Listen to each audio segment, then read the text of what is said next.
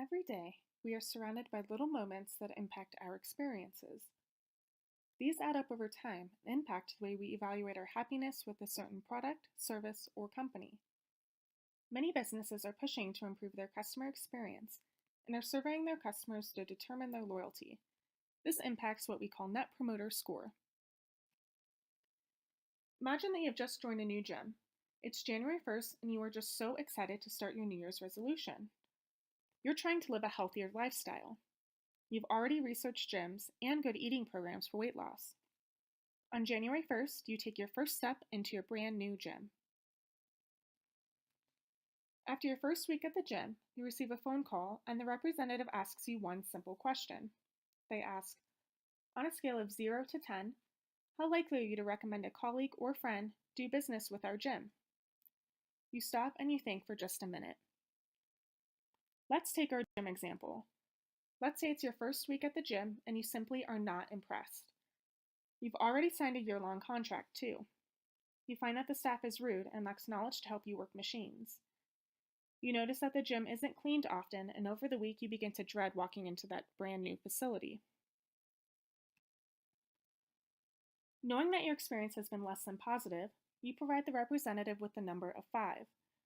The representative records your number and asks follow-up questions regarding your answer. In this case, you would be considered a detractor. In fact, you may even consider joining another gym or breaking your contract and paying those penalty fees. Let's re-examine our gym example. Let's say it's your first week at the gym and you feel okay. You visited multiple times and have noticed that the staff have responded well to your questions. They've even offered to help you move your weights around when learning a new machine. You don't notice any messes and you feel that the gym is fairly adequate.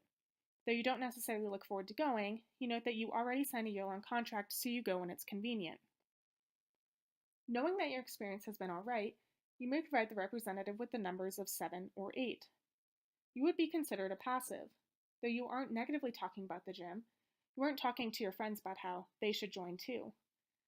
At the end of the year-long contract, you are more likely to find another gym, since you aren't wowed by your current choice. Let's take another look at your experience at the gym. Let's say it's your first week at the gym and you are just too excited to be a part of this community. The staff members have already learned your name, and they welcome you every time you enter. They ask if you need any help and are happy to provide knowledgeable answers to your questions. The gym is always spotless and you feel like you could probably eat that protein bar you just dropped on the floor. When you receive that call from the representative asking you that one simple question, you're likely to say 9 or 10. In fact, you may even mention that you've already gotten your best friend to join too. You would be considered a promoter.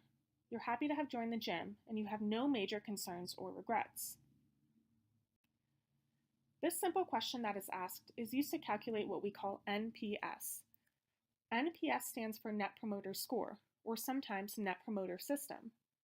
In general, it is a tool used to gauge customer loyalty. By asking this simple question, we are able to gauge how likely you are to remain a customer or promote our company to others. NPS is used by many other large companies and corporations. This system, which is often thought of as a way of doing business, helps companies grow their customer base by better understanding their customers' thoughts and expectations of their own organization.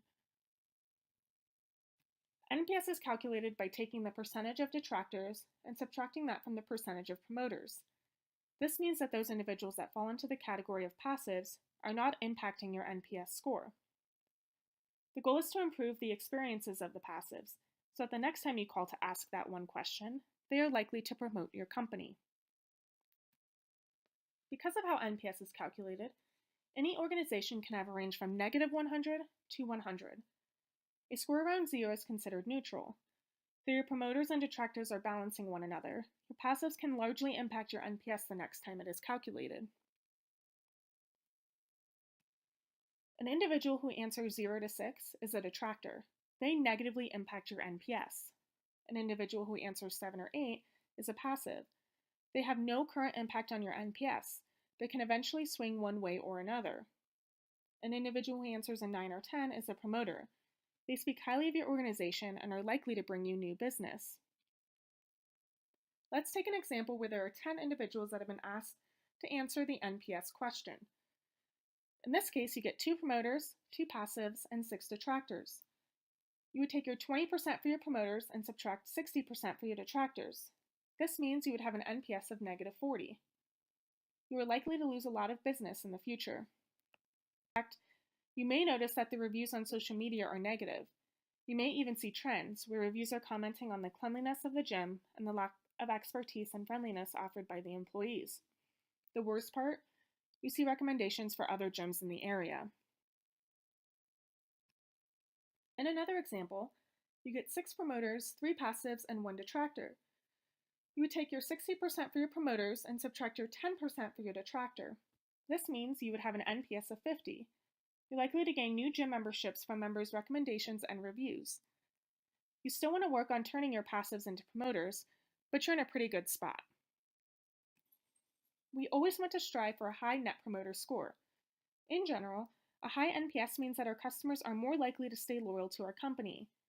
Profitable and sustainable growth occurs when customers and employees love doing business with a company and recommend it to others. As a reminder, those that are passives are susceptible to taking their business elsewhere. They may even be satisfied for now, but that could change in the near future. By wowing passives during every interaction, we are more likely to turn them into promoters for our company. We can strive for a high NPS by ensuring that every interaction, whether small or large, is positive. This increases our NPS, improves our business, and strengthens our reputation.